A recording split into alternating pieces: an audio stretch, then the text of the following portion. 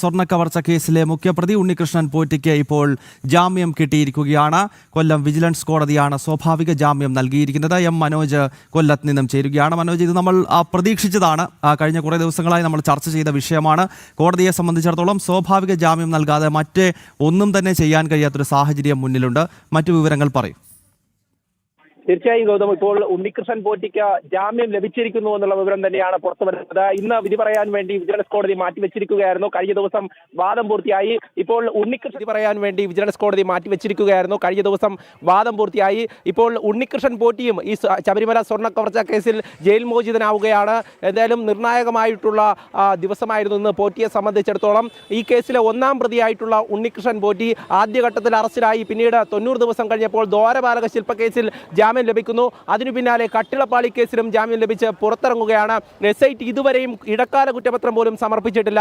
അതുകൊണ്ട് തന്നെ മുഖ്യപ്രതിക്കടക്കം ജാമ്യം കിട്ടുന്ന ഒരു സാഹചര്യം ഉണ്ടായി എന്നുള്ളതാണ്. വിജിലൻസ് കോടതിയെ സംബന്ധിച്ചിടത്തോളം 90 ദിവസം പൂർത്തിയായി എന്ന് കാട്ടി ജാമ്യാർജി സമർപ്പിച്ചപ്പോൾ അത് SIT ഉദ്യോഗസ്ഥർക്ക് അടക്കം അറിയാവുന്ന കാര്യമാണ്.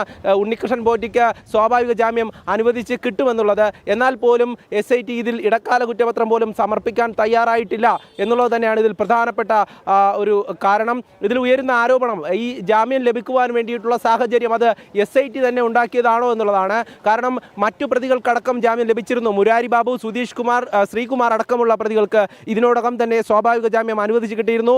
ഇപ്പോൾ ഉണ്ണികൃഷ്ണൻ പോറ്റിക്കും ജാമ്യം ലഭിച്ചിരിക്കുന്നു എന്നുള്ളതാണ്. ഇന്ന് തന്നെ ജയിൽ മോചിതനാകുമെന്നുള്ളതാണ് നമുക്കറിയാൻ കഴിഞ്ഞത്.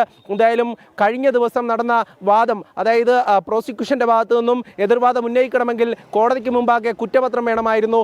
ഈ ഉണ്ണികൃഷ്ണൻ പോറ്റിയുടെ ജാമ്യ ഹർജി തള്ളണമെങ്കിൽ അത്തരത്തിലൊരു കാര്യം, അതായത് അങ്ങനെയുള്ള നടപടിക്രമങ്ങൾ SIT പൂർത്തിയാക്കണമായിരുന്നു. പക്ഷേ അതൊന്നും ചെയ്തിട്ടില്ല. അതുകൊണ്ട് തന്നെ സ്വാഭാവികമായുള്ള ജാമ്യം ഉണ്ണികൃഷ്ണൻ പോറ്റിക്ക് അനുവദിച്ച് കിട്ടി. ഉപാധികളോടെയാണ് ജാമ്യം അനുവദിച്ചിട്ടുള്ളത്. അതായത് ആഴ്ചയിൽ 2 ദിവസം ഈ അന്വേഷണ ഉദ്യോഗസ്ഥർക്ക് മുന്നിൽ ഹാജരാകേണ്ടി വരും. അതോടൊപ്പം തന്നെ കേരളം വിട്ട് പുറത്തു പോകാൻ പാടില്ല, പത്തനംതിട്ട ജില്ലയിൽ പ്രവേശിക്കാൻ പാടില്ല. ഇത് നേരത്തെ ദ്വാരപാലക ശില്പപാളി കേസിലും ഈ കാര്യം തന്നെയാണ് ഉപാധികൾ വെച്ചിട്ടുണ്ടായിരുന്നത്. എന്തായാലും കൊല്ലം വിജിലൻസ് കോടതിയിലാണ് ഈ വിധി. കഴിഞ്ഞ ദിവസം വാദം പൂർത്തിയാക്കുമ്പോൾ തന്നെ നമ്മൾ പറഞ്ഞതാണ് ഉണ്ണികൃഷ്ണൻ പോറ്റിക്ക് സ്വാഭാവിക ജാമ്യം അനുവദിച്ച് കിട്ടുവാനുള്ള സാധ്യത ഏറെയാണ്. കാരണം അന്വേഷണ സംഘം അന്വേഷണവുമായി മുന്നോട്ട് പോകുമെന്ന് പറയുമ്പോഴും അതിനുള്ള നടപടിക്രമങ്ങൾ കൃത്യമായ രീതിയിൽ പൂർത്തിയാക്കിയിരുന്നില്ല. അതുകൊണ്ട് തന്നെയാണ് ഉണ്ണികൃഷ്ണൻ പോറ്റിക്ക് ജാമ്യം ലഭിക്കുവാനുള്ള ഈ സാഹചര്യം ഉണ്ടായത്. ശബരിമല സ്വർണ്ണ കവർച്ച കേസിലെ മുഖ്യ പ്രതിയാണ് ഇപ്പോൾ ജയിൽ മോചിതനാകുന്നത്. അന്വേഷണം മുന്നോട്ട് പോകുന്ന ഒരു ഘട്ടമാണ്. ഗുരുതരമായിട്ടുള്ള ആരോപണങ്ങൾ നിലനിൽക്കുന്ന ഒരു ഘട്ടമാണ്. ഉന്നതരിലേക്ക്, രാഷ്ട്രീയ തലങ്ങളിലേക്കൊക്കെ അന്വേഷണം പോകുന്ന ഈ ഘട്ടത്തിലാണ് മുഖ്യപ്രതി അടക്കം പുറത്തേക്കിറങ്ങുന്ന ഒരു സാഹചര്യം ഉണ്ടാകുന്നത്. എന്തായാലും പ്രത്യേക അന്വേഷണ സംഘത്തിനെ സംബന്ധിച്ചിടത്തോളം ഇത് വലിയൊരു തിരിച്ചടി തന്നെയാണ്. ആദ്യഘട്ടത്തിൽ മുരാരി ബാബുവിന് ജാമ്യം ലഭിച്ചപ്പോൾ തന്നെ നമ്മളിത് പറഞ്ഞതാണ്. അന്വേഷണ സംഘത്തിന്റെ ഈ ഒരു മെല്ലെപ്പോക്ക്, അതോടൊപ്പം തന്നെ നടപടിക്രമങ്ങൾ പൂർത്തിയാക്കാതെയുള്ള ഈ കോടതി നടപടിക്രമങ്ങൾ പോലും കൃത്യമായും പാലിക്കാതെയുള്ള മുന്നോട്ട് പോക്ക്, അത് പ്രതികൾക്ക് ജാമ്യം നൽകാനുള്ള ഒരു സൗകര്യം ഒരുക്കുമെന്നുള്ളത് അത് തന്നെയാണ് ഇപ്പോൾ നമുക്ക് കാണാൻ കഴിഞ്ഞിട്ടുള്ളത്. മുഖ്യപ്രതി ഇപ്പോൾ പുറത്താകുന്നു. ജയിലിന് പുറത്തേക്ക് ഇറങ്ങുന്ന ഉണ്ണികൃഷ്ണൻ പോറ്റി ഇനി മറ്റ് സാക്ഷികളെ സ്വാധീനിക്കാനോ അല്ലെങ്കിൽ മറ്റു തരത്തിലുള്ള ഇടപെടലുകൾ നടത്തുവാനോ ഒക്കെ സാധ്യതയുണ്ട്. അതുകൊണ്ട് തന്നെയാണ് ഉപാധികൾ വെച്ചിട്ടുള്ളത്. എങ്കിൽ പോലും ഈ ഉപാധികളൊക്കെ എത്രത്തോളം പാലിക്കപ്പെടുമെന്ന് നമ്മൾ നോക്കിക്കാണേണ്ടിയിരിക്കുന്നു. അതോടൊപ്പം തന്നെ മറ്റു പ്രതികൾ, അതായത് തിരുവാഭരണം മുൻ കമ്മീഷണറായിട്ടുള്ള KS ബൈജു അടക്കം ഇവിടെ ജാമ്യഹർജി സമർപ്പിച്ചിട്ടുണ്ട്. ഈ ജാമ്യഹർജി വരും ദിവസങ്ങളിൽ പരിഗണിക്കും. സ്വാഭാവിക ജാമ്യം KS ബൈജുവിനും അതിന് പിന്നാലെ തന്നെ N വാസു, പത്മകുമാർ അടക്കമുള്ള പ്രതികളും ഈ ജാമ്യഹർജിയുമായി വിജിലൻസ് കോടതിയെ സമീപിക്കും. ഇവർക്കൊക്കെ സ്വാഭാവിക ജാമ്യം അനുവദിച്ച് കിട്ടുമ്പോൾ ഈ ശബരിമല സ്വർണ്ണക്കൊള്ളയിൽ അറസ്റ്റിലായിട്ടുള്ള, ഈ സ്വർണ്ണ കവർച്ച കേസിൽ അറസ്റ്റിലായിട്ടുള്ള എല്ലാ പ്രതികളും ജയിൽ മോചിതരാകുന്ന ഒരു സാഹചര്യം ഉണ്ടാകുമെന്നുള്ളതാണ്. നാലാമത്തെ ആളാണ്, അതായത് ശബരിമല സ്വർണ്ണ കവർച്ചയുമായി ബന്ധപ്പെട്ട് 4ാമത്തെ വ്യക്തി ഇപ്പോൾ ഇതാ ജയിലിന് പുറത്തേക്ക് ഇറങ്ങുകയാണ്. നേരത്തെ സൂചിപ്പിച്ചതുപോലെ മുരാരി ബാബുവും സുധീഷും അതുപോലെ തന്നെ ശ്രീകുമാറും ഉൾപ്പെടെ 3 പേർക്ക് നേരത്തെ കോടതി ജാമ്യം നൽകിയിരുന്നു. ഈ മുഖ്യപ്രതിയായിട്ടുള്ള ഉണ്ണികൃഷ്ണൻ പോറ്റിക്ക് ഈ 2ാമത്തെ കേസിലും ജാമ്യം നൽകിക്കൊണ്ട് കോടതി എന്തെങ്കിലും പരാമർശം നടത്തിയിരുന്നോ?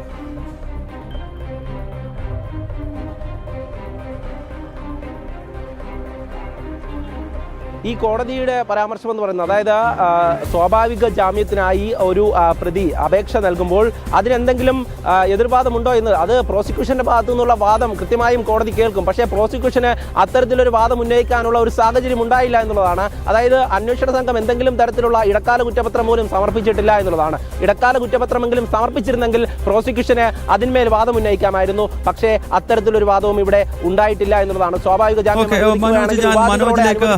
ടീച്ചറിലേക്ക് എത്താം. ഇപ്പോൾ ഹിന്ദു ഐക്യവേദിയുടെ മുഖ്യ രക്ഷാധികാരി ശ്രീമതി ശശികല ടീച്ചർ ചേരുകയാണ്. ശശികല ടീച്ചർ, ഇത് നമ്മൾ പ്രതീക്ഷിച്ചതാണ്. കാരണം SITയുടെ അന്വേഷണം ഒരു ഘട്ടം കഴിഞ്ഞപ്പോൾ അത് എങ്ങോട്ടാണ് പോകുന്നത് എന്ന് കേരളത്തിൽ അരിയാഹാരം കഴിക്കുന്ന ആളുകൾക്കെല്ലാം മനസ്സിലായതാണ്. ഇപ്പോൾ ഇതാ ഉണ്ണികൃഷ്ണൻ പോറ്റി മുഖ്യപ്രതി രണ്ടാമത്തെ കേസിലും ജാമ്യം ലഭിച്ച് അങ്ങനെ ജയിലിന് പുറത്തേക്ക് ഇറങ്ങുകയാണ്. ടീച്ചർ എങ്ങനെയാണ് ഈ വിഷയത്തോട് പ്രതികരിക്കുന്നത്? സാധാരണഗതിയിൽ കേൾക്കുമ്പോൾ ഭക്തരെ സംബന്ധിച്ച് ഒരു ഞെട്ടലുണ്ടാകേണ്ട വിഷയമാണ്. നേരത്തെ പറഞ്ഞവര് നമ്മളാരും ഞെട്ടുന്നില്ല. കാരണം നമ്മളിത് പ്രതീക്ഷിച്ചതാണ്. ഇതിൽ പരം ഒന്നും സംഭവിക്കില്ല എന്നുള്ളത് അന്വേഷണത്തിന്റെ ആദ്യഘട്ടം മുതൽ തന്നെ നമ്മളെല്ലാവരും സംശയിച്ചതാണ്, പുറത്തു പറഞ്ഞതുമാണ്. കാരണം കട്ടവർ തന്നെ അന്വേഷിക്കുമ്പോൾ അത് എങ്ങോട്ടാണോ പോവുക അങ്ങോട്ടിപ്പോ പോകുന്നത്. കട്ടവരും അതിന്റെ പങ്ക് പറ്റി, അല്ലെങ്കിൽ കക്കാൻ പറഞ്ഞവരും കട്ടവരും അതിന്റെ പങ്ക് വെച്ചു. അവർ തന്നെ അന്വേഷിക്കുന്ന ഒരു വളരെ വികൃതമായ ഒരു അവസ്ഥയാണ് ഇന്ന് കേരളത്തിൽ നടക്കുന്നത്. ഇത്തരം ഒരു സംഭവത്തെ, കാരണം ഭരണകൂടത്തിന് തന്നെ ഇതിന് നഗ്നമായ വിധത്തിൽ ഈ എല്ലാ നിയമലംഘനത്തിനും ഭരണകൂടം കൂട്ടുനിന്നിട്ടുണ്ട് എന്ന് വ്യക്തമായ ഒരു സാഹചര്യത്തിൽ ഇത് കേരളത്തിന് പുറത്തൊരു ഏജൻസി അന്വേഷിക്കേണ്ടതായിരുന്നു. അത് അന്വേഷിക്കേണ്ടതിലേക്ക് കാര്യങ്ങൾ എത്തിയില്ല എന്ന് പറഞ്ഞാൽ നമ്മുടെ ജനാധിപത്യം തന്നെ അവിടെ വലിയൊരു ചോദ്യചിഹ്നത്തിന് മുന്നിൽ നിൽക്കും. കാരണം ഇവിടെ നീതി നടപ്പാക്കാൻ സാധിക്കാത്ത ഒരു ജനാധിപത്യം എന്തിനാണ്? വോട്ടെടുപ്പിൽ ജനങ്ങൾ പങ്കെടുക്കുന്നു എന്നത് മാത്രമല്ലല്ലോ ജനാധിപത്യത്തിന്റെ മഹിമ. അവിടെ റൂൾ ഓഫ് ലോ നടക്കേണ്ട ജനാധിപത്യത്തിന്റെ ഏറ്റവും പ്രധാനപ്പെട്ട ഘടകമാണ്. റൂൾ ഓഫ് ലോ നടക്കണം. അതിലുപരിയായി നീതി നടപ്പാക്കി കിട്ടുന്നത്. ഇവിടെ നീതി നടപ്പാക്കാതെ ഭക്തജനങ്ങളുടെ മുതലാണ് പോയിരിക്കുന്നത്. അത് നീതി നടപ്പാക്കാൻ സാധിച്ചില്ല എന്ന് പറഞ്ഞാൽ ഒരു പക്ഷേ പിന്നെ കക്കാൻ അറിയുന്നവൻ കട്ടുകൊണ്ടിരിക്കും. കട്ടൊപ്പിക്കാൻ പറ്റും, കാത്തൊപ്പിക്കാൻ പറ്റില്ല എന്നുള്ളത് ചൊല്ലാണ്. കട്ടുകൊണ്ടിരിക്കും. പക്ഷെ അത് കണ്ടെത്താനെങ്കിലും നമുക്ക് കഴിയണ്ടേ? ആ പ്രതികളെ പിടിക്കാൻ സാധിക്കണ്ടേ? ഇത് വെള്ളരിക്കപ്പെട്ടണമൊന്നുമല്ലല്ലോ. ഇനി അതിലെ എല്ലാ പ്രതികളും നമ്മൾ അന്നേ പറഞ്ഞിട്ടുണ്ട്, അങ്ങോട്ട് കയറിയത് ഏത് ക്രമത്തിലാണോ അതേ ക്രമത്തിൽ അവർ ഇങ്ങോട്ടും ഇറങ്ങി വരും. അതിന് യാതൊരു സംശയവുമില്ല. നമ്മളെ നോക്കി പല്ലിടിച്ചുകൊണ്ട് നമുക്ക് മുന്നിൽ നേതാക്കളായി തന്നെ അവർ വരത്തും. അവരൊരു പക്ഷേ ഇവിടുത്തെ ഭരണകൂടത്തിന്റെയൊക്കെ സ്ഥിരാകേന്ദ്രങ്ങളിൽ വീണ്ടും അവർ കയറി ഇറങ്ങിക്കൊണ്ട് നടക്കുന്നുണ്ടാകും. പറ്റിക്കപ്പെട്ടൊരു വിഭാഗം ഭക്തരാണ് എന്ന് മാത്രമേ പറയാനുള്ളൂ. ഇനിയെങ്കിലും വൈകാതെ ഹൈക്കോടതിയിൽ കൂടുതൽ ഞങ്ങൾ ഒരു പക്ഷേ ഈശ്വരനെ വിശ്വസിക്കുന്ന പോലെ വിശ്വസിച്ച് പ്രതീക്ഷിക്കുന്നു. കാരണം ഇവർക്ക് ജാമ്യം കൊടുക്കുമ്പോഴെങ്കിലും, ജാമ്യം കൊടുക്കേണ്ട ദുസ്ഥിതി വരുമ്പോഴെങ്കിലും ഹൈക്കോടതിയുടെ ഭാഗത്തു നിന്ന് ഇതൊരു CBI അന്വേഷണത്തിന് ഉത്തരവിടും എന്ന് പ്രതീക്ഷിക്കുന്നു. പ്രതീക്ഷിക്കാൻ മാത്രമേ ഇപ്പൊ നമുക്ക് സാധിക്കുകയുള്ളൂ. അത് നമ്മുടെ ആഗ്രഹമാണ്. ഭരണകൂടം ഒരിക്കലും അങ്ങനെ ഒരു ആവശ്യം മുന്നോട്ട് വെക്കില്ല. കാരണം വെക്കുമായിരുന്നെങ്കിൽ ഇവിടുത്തെ ഹൈന്ദവ സംഘടനകൾ വളരെ ശക്തമായ സമരപരിപാടികൾ നടത്തിയതാണ്. അവർക്ക് മുന്നിൽ ഈ ആവശ്യം എത്തിച്ചതാണ് ഒരു CBI അന്വേഷണം ഇതിന്റെ പുറത്തു വേണം എന്നത്.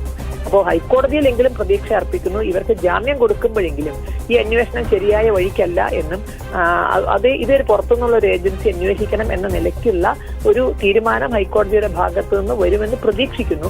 പ്രതീക്ഷിക്കാനേ കഴിയുള്ളൂ. കാരണം ഇതൊക്കെ സ്വാഭാവികമാണ് എന്ന നിലയിലുള്ളൊരു പരാമർശമോ മറ്റോ വന്നു എന്നും കേട്ടു. അത് സ്വാഭാവികമാണ് എന്ന് കോടതിയിൽ നിന്ന് പോലും വന്നുപോയാൽ ഈ നാട് ഇങ്ങനെയേ പോകൂ എന്ന ഇതിലേക്ക് ഇവിടുത്തെ ഭക്തജനങ്ങളും എത്തേണ്ടി വരും. ടീച്ചർ, ഇപ്പോൾ കേന്ദ്ര ഏജൻസിയായിട്ടുള്ള EDയുടെ അന്വേഷണം ഒരു ഭാഗത്ത് നടക്കുന്നുണ്ട്. ഈ കള്ളപ്പണം വെളുപ്പിക്കൽ ഉൾപ്പെടെയുള്ള വിഷയത്തിൽ ഇന്നിപ്പോൾ നമുക്ക് ലഭ്യമാകുന്ന വിവരം ഈ കേസുകളിൽ പുറത്തോട്ടിറങ്ങുന്ന പ്രതികളെ ED പിടികൂടാൻ ശ്രമിക്കുന്നു എന്നുള്ളതാണ്. ഇപ്പോൾ ഏക ഒരു ആശ്വാസം അത് മാത്രമാണ്, അല്ലേ ടീച്ചർ? അത് ആശ്വാസമാണ്. അവർക്ക് പക്ഷെ പരിമിതികളുണ്ടല്ലോ. അവർക്ക് EDക്ക് അന്വേഷിക്കാൻ കഴിയുന്ന സാമ്പത്തിക വശം മാത്രമല്ലേ, പണത്തിന്റെ കള്ളപ്പണത്തിന്റെയോ അല്ലെങ്കിൽ അത്രയല്ലേ അവർക്ക് സാധിക്കുള്ളൂ. ഈ കൊള്ളയെ പറ്റിയിട്ട് ഇതാര് ചെയ്തു എന്നുള്ളതിനെ പറ്റിയിട്ട് EDക്ക് അന്വേഷിക്കാൻ സാധിക്കില്ലല്ലോ. സാമ്പത്തികമായ വശം മാത്രമല്ലേ അന്വേഷിക്കാൻ പറ്റൂ. നമുക്കൊരു പക്ഷെ വേണമെങ്കിൽ ഇതിന്റെ സാമ്പത്തിക വശം മറക്കാം. കോടികൾ പോയി എന്നുള്ളത്. കാരണം കോടികൾ അല്ലെങ്കിൽ ശബരിമലയിലൊക്കെ വരുമാനത്തിന്റെ കോടികൾ എതിലേ പോകുന്നു എന്നറിയാതെ ഭക്തർ തലതിരിഞ്ഞിരിക്കുകയാണല്ലോ. അവര് ഭരണകൂടം തരുന്ന ചില ന്യായീകരണങ്ങൾ മാത്രമാണല്ലോ നമുക്ക് മുന്നിലുള്ളത്. ഏതായാലും ഹൈന്ദവ സമൂഹത്തിന് അതുകൊണ്ട് കാശിന്റെ പ്രയോജനം ഇല്ല. അവിടെ ആരെങ്കിലും ജോലി ചെയ്യുന്നവർക്ക് ശമ്പളം കിട്ടുന്നുണ്ടാകാം എന്നതിനപ്പുറത്തേക്ക് അവിടെ പിന്നെ നമുക്കറിയാം, കൈയില്ലാത്തവരും കാലില്ലാത്തവരും ഒക്കെ ബുദ്ധിമുട്ടി അയ്യപ്പന്റെ മുന്നിലെത്തും. 6 മാസം പ്രായമുള്ള കുട്ടിയെ വരെ ഭഗവാന്റെ മുന്നിൽ കൊണ്ടുവന്ന് ചോറുണ്ണിക്കാൻ എന്ത് ബുദ്ധിമുട്ട് സഹിച്ചെത്തും. അങ്ങനെ ആ അവിടെ ചോറുണ്ട് പോകുന്ന മണികണ്ഠന്മാര് അവര് പട്ടിണി കിടക്കുന്നുണ്ടോ എന്ന് നോക്കിയിട്ട് നാഴി കഞ്ഞി പറഞ്ഞു കൊടുക്കാൻ ഒരിക്കലും ശബരിമലയിലെ വരുമാനം പ്രയോജനപ്പെടാറില്ല എന്ന് നമുക്കറിയാം. ഈ കൈയില്ലാതെ കാലില്ലാതെ വരുന്നവർക്ക് പോലും ഒരാൾക്ക് റേഷൻ വാങ്ങാനുള്ളൊരു വഴി പോലും അവിടുന്ന് കിട്ടില്ല. ഇതൊക്കെ അറിഞ്ഞിരിക്കുന്ന ഭക്തജനങ്ങൾക്ക് സാമ്പത്തിക വശം വേണമെങ്കിൽ മറക്കാൻ കഴിയും. കാരണം ഇതുവരെ പോയ കോടികളെ പറ്റി അവർ വല്ലാതെ വേവലാതിപ്പെടുന്നില്ലല്ലോ. വിഷമം കടിച്ചിറക്കിയിരിക്കുകയാണ്. അപ്പൊ അതിൽ പറയും ഇതിന്റെ സാമ്പത്തിക വശം മറക്കാം. സാമ്പത്തിക വശം ED കണ്ടുപിടിക്കുമെന്ന് നമുക്ക് പൂർണ്ണ ബോധ്യമുണ്ട്. പക്ഷെ അതിനോടൊപ്പം നമുക്കറിയേണ്ടത് കട്ടവരാരെ, ഇത് കക്കാൻ കൂട്ടുനിന്നവരാരെ. കാരണം വിശ്വാസത്തെയാണ് നശിപ്പിച്ചത്. അത്തരം ഒരു കാര്യത്തിന് EDയോടൊപ്പം ഒരു CBI അന്വേഷണം ആവശ്യം. ഓക്കെ, ടീച്ചർ നിലപാട് വ്യക്തമാണ്. ഹിന്ദു ഐക്യവേദിയുടെ മുഖ്യ രക്ഷാധികാരി KP ശശികല ടീച്ചറാണ് ഈ ഘട്ടത്തിൽ പ്രതികരിച്ചത്. കട്ടവർ തന്നെ അന്വേഷണം നടത്തിക്കഴിഞ്ഞാൽ ആ അന്വേഷണം ശരിയായ ദിശയിൽ പോകില്ല എന്നാണ് ശശികല ടീച്ചർ ചൂണ്ടിക്കാണിക്കുന്നത്. കേന്ദ്ര ഏജൻസികളുടെ അന്വേഷണം ശബരിമല സ്വർണ്ണ കവർച്ചയിൽ അനിവാര്യമാണെന്ന് ഒരിക്കൽ കൂടി അടിവരയിട്ട് പറയുകയാണ് ഹിന്ദു ഐക്യവേദിയും VHPയും ഉൾപ്പെടെയുള്ള ഹൈന്ദവ സംഘടനകൾ. വീണ്ടും മനോജിലേക്ക് പോകുകയാണ്. മനോജ്, ഉണ്ണികൃഷ്ണൻ പോറ്റി രാവിലെ കോടതിയിൽ എത്തിയിരുന്നുവല്ലോ. എപ്പോഴാണ് ഇയാളിനെയും കോടതിക്ക് പുറത്തേക്ക് വരിക? ഇപ്പോൾ കോടതിക്കകത്ത് തന്നെയാണോ പോറ്റിയുള്ളത്?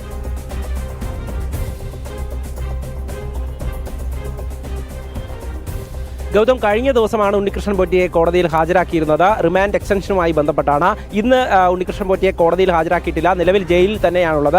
ഉണ്ണികൃഷ്ണൻ പോറ്റിയുടെ അഭിഭാഷകരടക്കം കോടതിയിലേക്ക് എത്തിയിരുന്നു കഴിഞ്ഞ ദിവസവും. എന്തായാലും നിലവിൽ ഇപ്പോൾ കോടതി ജാമ്യം പ്രസ്താവിച്ചിട്ടുണ്ട്. അതോടൊപ്പം തന്നെ ഈ ജാമ്യം അനുവദിക്കുമ്പോൾ സ്വാഭാവികമായും കോടതിയിൽ നിന്നും ഉത്തരവുമായി ജയിലിലേക്ക് പോയി ആ ജയിൽ നടപടിക്രമങ്ങൾ പൂർത്തിയാക്കിയാണ് ഉണ്ണികൃഷ്ണൻ പോറ്റി ജയിലിലേക്ക് പുറത്തേക്ക് ഇറങ്ങുന്നത്. ഏതായാലും നിലവിലെ സാഹചര്യത്തിൽ ഇപ്പോൾ ജയിലിനുള്ളിൽ തന്നെയാണ് പോറ്റിയുള്ളത്. ഇന്ന് വൈകിട്ടിനകം തന്നെ ഉണ്ണികൃഷ്ണൻ പോറ്റി ജയിൽ മോചിതനാകും. ഈ ജയിൽ മോചിതനാകുന്ന സമയത്ത് ED സമൻസ് നൽകാനാണ് സാധ്യത. അതായത് ഈ ജയിൽ മോചിതരാകുന്ന പ്രതികളെയൊക്കെ തന്നെ ED ചോദ്യം ചെയ്ത് വരികയാണ്. മുഖ്യപ്രതിയായിട്ടുള്ള ഉണ്ണികൃഷ്ണൻ പോറ്റിയെയും ED ചോദ്യം ചെയ്യും. ഇന്ന് തന്നെ ED സമൻസ് നൽകാനാണ് സാധ്യത. എന്തായാലും നിലവിലെ ഒരു ഘട്ടമെന്ന് പറയുന്നത് അന്വേഷണത്തിൽ പ്രതികൾ കൂടുതൽ പ്രതികളിലേക്ക് എത്തുന്നുവെന്നും കൂടുതൽ അറസ്റ്റുകൾ ഉണ്ടാകുന്നുവെന്നും പറയുമ്പോഴും ഈ അറസ്റ്റിലായ പ്രതികളൊക്കെ ഓരോരുത്തരായി അങ്ങനെ ജയിലിന് പുറത്തേക്ക് ഇറങ്ങുന്ന ഒരു സാഹചര്യമാണുള്ളത്. ഇതും കൂടി 4 പ്രതികളാണ് ഈ ശബരിമല സ്വർണ്ണ കവർച്ചാ കേസിൽ അറസ്റ്റിലായ 4 പ്രതികളാണ് ജയിലിന് പുറത്തേക്ക് ഇറങ്ങുന്നത്. ഇനിയും മറ്റു പ്രതികൾ ഇതിനു പുറകെ തന്നെ പുറത്തേക്കിറങ്ങും. അടുത്തതായി ED അന്വേഷണം ഒരു ഭാഗത്ത് നടക്കുന്നുണ്ട്. എങ്കിൽ തന്നെ SITയുടെ അന്വേഷണം തൃപ്തികരമല്ല എന്നുള്ള കാര്യം നേരത്തെ തന്നെ പല കോണുകളിൽ നിന്നും ഉയർന്നതാണ്.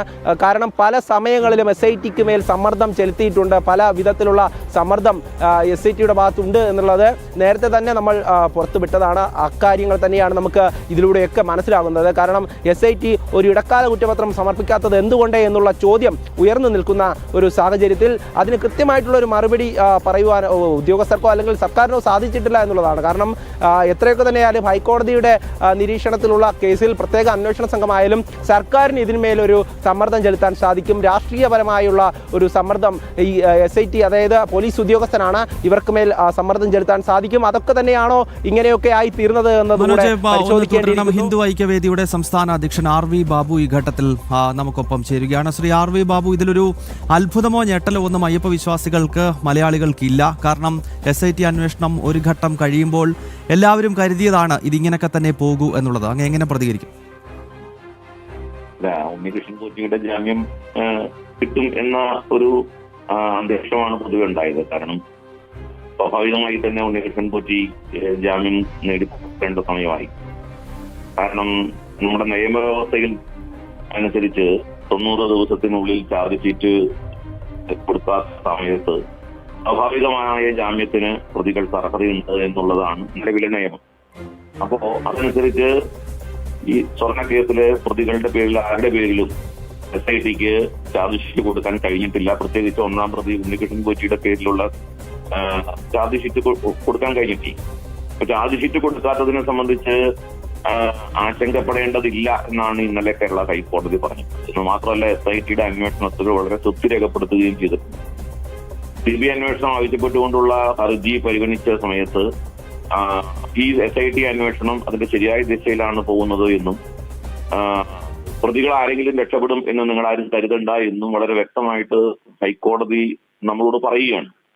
അപ്പോൾ നമ്മുടെ രാജ്യത്തെ ഒരു നീതിന്യായ വ്യവസ്ഥ നമ്മളോട് നിങ്ങൾ ആശങ്കപ്പെടേണ്ടതില്ല, ഒരു കാരണവശാലും ഒരു പ്രതികളും രക്ഷപ്പെടാൻ പോകുന്നില്ല, ജാമ്യം കിട്ടിയത് വലിയ കാര്യമായി നിങ്ങൾ കണക്കാക്കണ്ട എന്ന് പറയുമ്പോൾ നമുക്ക് പൊതുസമൂഹത്തെ സംബന്ധിച്ചിടത്തോളം അതിനെ ഉൾക്കൊള്ളാനേ നിവൃത്തിയുള്ളൂ.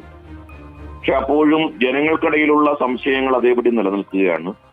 ഈ SIT ഈ പറയുന്ന പ്രതികളെ രക്ഷിക്കാൻ തക്ക രീതിയിലുള്ള ശ്രമങ്ങൾ നടത്തുന്നു എന്നുള്ള ആരോപണത്തിന് വളരെ പ്രസക്തിയുണ്ട് താനും. അതിന് 1-2 ഉദാഹരണങ്ങൾ നേരത്തെ തന്നെ പലപ്പോഴായിട്ട് ചൂണ്ടിക്കാണിച്ചിട്ടുണ്ട്. അതിലെ ഒന്നാമത്തേത് ഇപ്പൊ നമുക്കറിയാം, ഈ പ്രതികളിൽ 9 പേര് സർക്കാർ ഉദ്യോഗസ്ഥരാണ്. ആ സർക്കാർ ഉദ്യോഗസ്ഥർക്കെതിരെ ചാർജ് ഷീറ്റ് കൊടുക്കണമെങ്കിൽ സർക്കാരിന്റെ അനുവാദം വാങ്ങണം. അങ്ങനെ അനുവാദം ചോദിച്ചുകൊണ്ടുള്ള ഒരു കത്തും നാളിതുവരെ SIT സർക്കാരിന് നൽകിയിട്ടില്ല എന്നുള്ളൊരു കാര്യമുണ്ട്. അത് അവിടെ നിൽക്കുകയാണ്. അപ്പോ അത്തരത്തിൽ ഒരു പ്രധാനപ്പെട്ട കാര്യമാണ് സർക്കാരിനോട് അനുവാദം ചോദിച്ചുകൊണ്ട് ചാർജ് ഷീറ്റ് നൽകാനുള്ള അനുവാദം പോലും ചോദിച്ചിട്ടില്ല. എന്ന് വെച്ചാൽ ഈ പ്രതികൾ വിചാരണ തീരും വരെ ജയിലിൽ കിടക്കേണ്ടവരാണ് എന്ന അഭിപ്രായം സൊസൈറ്റിക്ക് ഇല്ല എന്നാണ് അതിനർത്ഥം. കാരണം ചാർജ് ഷീറ്റ് കൊടുത്താൽ പിന്നെ പ്രതികൾക്ക് ജാമ്യം കിട്ടില്ല, വിചാരണ തീർന്ന് വിധി വരുന്നത് വരെ പ്രതികൾ ജയിലിൽ കിടക്കേണ്ടി വരും. അപ്പൊ അങ്ങനെ ഒരു അവസ്ഥ സൃഷ്ടിക്കാൻ SIT ഉദ്ദേശിക്കുന്നില്ല. അത് ആരെങ്കിലും രക്ഷിക്കാനാണോ എന്ന് നമുക്ക് അറിഞ്ഞുകൂടാ. അത് മാത്രമല്ല, രണ്ടാമതൊരു കാര്യം കൂടി ഞാൻ പറയാം. രണ്ടാമത്തെ കാര്യം എന്ന് വെച്ച് കഴിഞ്ഞാൽ ഈ കേരള ഹൈക്കോടതി തന്നെ പറഞ്ഞത് നമ്മുടെ 2025 ഈ പ്രതി, അതായത് ദ്വാരപാലക പീഠങ്ങൾ കൊടുത്തുവിട്ടതുമായി ബന്ധപ്പെട്ട് ഈ സ്മാർട്ട് ക്രിയേഷൻസിന് അതിന്റെ എക്സ്പെർട്ടീസും ഇല്ല, വൈദഗ്ധ്യമില്ല എന്ന് തിരുവാഭരണം കമ്മീഷണർ പറഞ്ഞിരുന്നു. 8 ദിവസം കഴിഞ്ഞപ്പോൾ അദ്ദേഹം ആ അഭിപ്രായം തിരുത്തി കുഴപ്പമില്ല എന്ന് എഴുതി. അപ്പോൾ എന്തുകൊണ്ടാണ് അങ്ങനെ ചെയ്തത്? സ്മാർട്ട് ക്രിയേഷൻസിന് അതിനെക്കുറിച്ചുള്ള വൈദഗ്ധ്യം ഇല്ല എന്ന് പറഞ്ഞ അതേ തിരുവാഭരണം കമ്മീഷണർ പിന്നീട് മാറ്റം വരുത്താനുള്ള കാരണം എന്താണ്? അപ്പൊ അതിനെക്കുറിച്ചുള്ള അന്വേഷണം ഈ SIT നടത്തിയിട്ടുണ്ടോ? അപ്പൊ SITയെ സംബന്ധിച്ചുള്ള അത്തരം സന്ദേഹങ്ങൾ വളരെ ഗൗരവമായിട്ട് നിലനിൽക്കുകയാണ്. പക്ഷെ കോടതി ഇങ്ങനെ പറയുമ്പോൾ നമുക്ക് കോടതിയെ വിശ്വാസത്തിലെടുത്തിട്ട് മുന്നോട്ട് പോകാനും നിവൃത്തിയുള്ളൂ.